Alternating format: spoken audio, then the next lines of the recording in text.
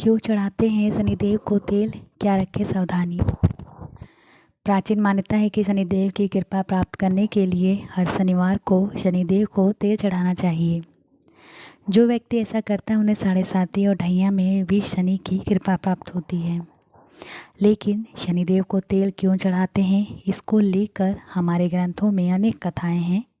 इनमें से सर्वाधिक प्रचलित कथा का संबंध रामायण काल और हनुमान जी से है। कथा इस प्रकार है कि शास्त्रों के अनुसार रामायण काल में एक समय शनि को अपने बल और पराक्रम पे घमंड हो गया था। उस काल हनुमान जी के बल और पराक्रम की कीर्ति चारों दिशाओं में फैली हुई थी। जब शनिदेव को हनुमान जी के संबंध में जानकारी प्राप्त हुई तो शनि बजरंगबली से युद्ध करने के लिए निकल पड़े। एक शांत स्थान पे हनुमान जी अपने स्वामी श्री राम की भक्ति में लीन बैठे थे। तभी वहाँ शनिदेव आ गए और उन्होंने बजरंगबली को युद्ध के लिए ललकारा। युद्ध की ललकार सुनकर हनुमान जी शनिदेव को समझाने का प्रयास किया, लेकिन शनि नहीं माने और युद्ध के लिए आमंत्रित करने लगे। अंत में हनुमान जी भी युद्ध के लिए तैयार हो गए और दोनों के बीच घमासान युद्ध हुआ। हनुमान जी ने शनि को बुरी तरह परास्त कर दिया।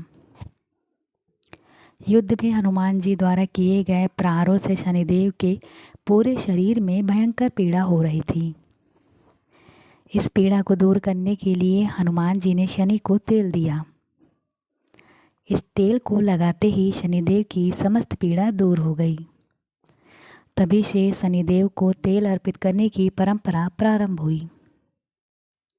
शनिदेव पर जो व्यक्ति तेल अर्पित करता है उसे जीवन की समस्त परेशानियां दूर हो जाती है और धन अभाव खत्म हो जाता है। जबकि अन्य कथा के अनुसार जब भगवान की सेना ने सागर हित सेतु बांध लिया तब राक्षस इसे हानि न पहुंचा सके, उसके लिए पवनसुत हनुमान को उसकी देखभाल की जिम्मेदारी सौंपी गई। जब हनुमान जी शाम के समय अपने इष्टदेव राम के ध्यान में मग्न थे, तभी सूर्यपुत्र शनि अपना काला कुरूप चेहरा बनाकर क्रोधपूर्वक कहा, हे वानर, मैं देवताओं में शक्तिशाली शनि हूँ।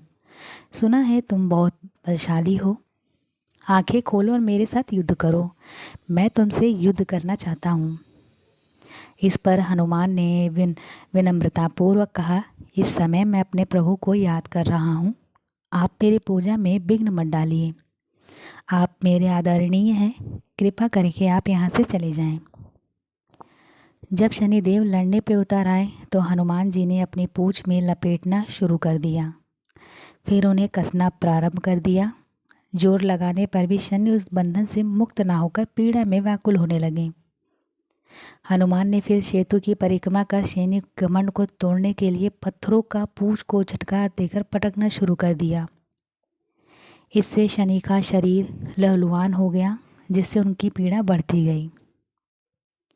तब शनिदेव ने हनुमान जी से प्रार्थना की कि मुझे बंधन से मुक्त कर दीजिए।